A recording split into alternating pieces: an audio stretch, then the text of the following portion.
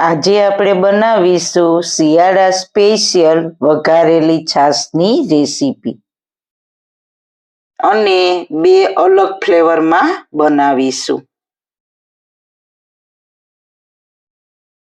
કાઠિયાવાડનું special પીણું છે છાશ. ઉનાળામાં તો આપણે અલગ અલગ છાશ પીતા જ હોઈએ છીએ, પણ આજે હું શિયાળાની સ્પેશિયલ વઘારેલી છાશ બનાવવાની છું, તો જરૂર એક વખત બનાવજો અને આ છાશને અલગ જ રીતથી બનાવીશું. હાલો ફ્રેન્ડ્સ, જય શ્રી કૃષ્ણ. મારા કિચનમાં તમારું સ્વાગત છે.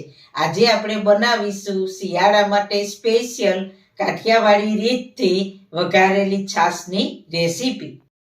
રેસીપી સ્ટાર્ટ કર્યા પહેલા જો તમને મારી રેસીપી ગમતી હોય ને હજુ સુધી ચેનલને સબસ્ક્રાઇબ ન કરી હોય તો પ્લીઝ સબસ્ક્રાઇબ કરજો અને બાજુમાં આપેલ ઘંટડી દબાવજો એટલે નવી નવી રેસીપીના નોટિફિકેશન મળતા રહે. સૌથી પહેલા શિયાળા સ્પેશિયલ વઘારેલી છાશ બનાવવા માટે મેં અહીંયા 2 કપ મોળી છાશ તૈયાર કરી છે. તો તેમાં મસાલા કરી લઈએ. અડધી ચમચી સફેદ મરી પાવડર ઉમેરીશું. મરી પાવડરથી છાશમાં ખૂબ જ સરસ ટેસ્ટ આવશે. અડધી ચમચી સંચળ પાવડર, અડધી ચમચી શેકેલ જીરાનો પાવડર, સ્વાદ અનુસાર નિમક ઉમેરીને મસાલા છાશમાં સારી રીતના મિક્સ કરી લઈએ.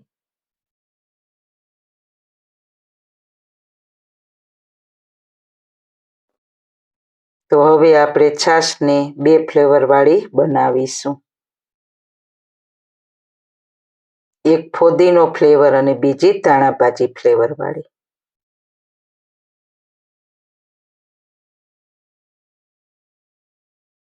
તો અહીંયા મેં ફ્રેશ ધાણાભાજી, ફ્રેશ ફોદીનો, મીઠા લીમડાના પાન અને આદુ તૈયાર કર્યા છે, તો તેને બારીક સમારી લઈએ અને આદુને છીણી લઈએ. તો ફોદીનો અને ધાણાભાજીને બારીક સમારી લીધા છે અને આદુને છીણી લીધું છે. છાશને આપણે 2 બાઉલમાં અડધી અડધી લઈ લઈએ, કારણ કે આપણે 2 અલગ ફ્લેવર વાળી બનાવવી છે ને એટલે.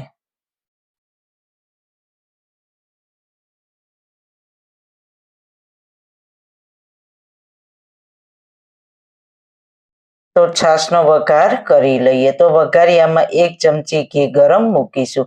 ઘીથી વઘાર કરવાથી છાશનો ટેસ્ટ ખૂબ જ સરસ આવે છે. ઘી ગરમ થાય એટલે તેમાં અડધી ચમચી આખું જીરું નાખીને જીરાને ઘીમાં સારી રીતના મિક્સ કરી લઈએ. 2-3 મીઠા લીમડાના પાન નાખીશું અને અડધી ચમચી આદુનું છીણ નાખીને મિક્સ કરી લઈએ.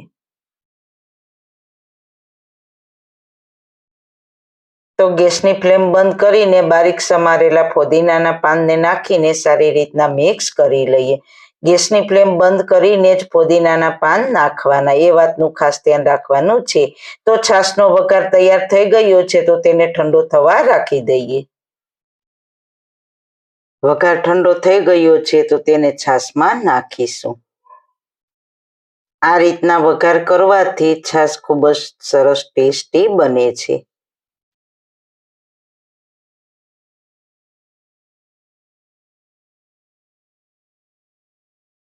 સારી રીતના મિક્સ કરી લઈએ.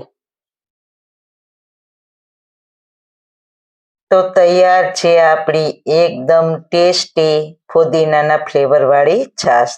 તો હવે આપણે બનાવીશું ધાણાભાજીની ફ્લેવર વાળી છાશ. વઘારિયામાં 1 ચમચી ઘી ગરમ મૂકીશું. ઘી ગરમ થાય એટલે તેમાં અડધી ચમચી જીરું નાખીને સારી રીતના મિક્સ કરી લઈએ.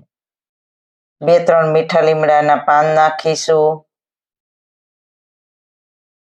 અને અડધી ચમચી આદુનું છીણ નાખીને સારી રીતના મિક્સ કરી લઈએ. હવે ગેસની ફ્લેમ બંધ કરીને બારીક સમારેલા ધાણાભાજી નાખીને સારી રીતના મિક્સ કરી લઈએ. તો છાશનો વઘાર તૈયાર થઈ ગયો છે, તો તેને ઠંડો થવા રાખી દઈએ.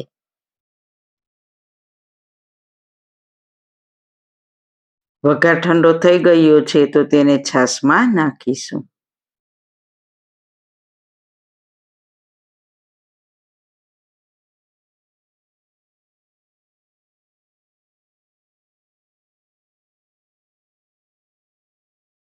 સારી રીતના મિક્સ કરી લઈએ. આપણી ધાણા ભાજીની ફ્લેવરવાળી છાશ તૈયાર થઈ ગઈ છે. આ છાશ ઠંડી ઠંડી ખૂબ જ ટેસ્ટી લાગે છે. છાશને ઠંડી કરવા તમે ફ્રીજમાં પણ મૂકી શકો છો અથવા આઈસના ટુકડા પણ ઉમેરી શકો છો. તો આપણી બંને ફ્લેવરવાળી શિયાળા સ્પેશિયલ છાશ તૈયાર થઈ ગઈ છે. તો તેને આપણે સર્વિંગ ગ્લાસમાં સર્વ કરીશું.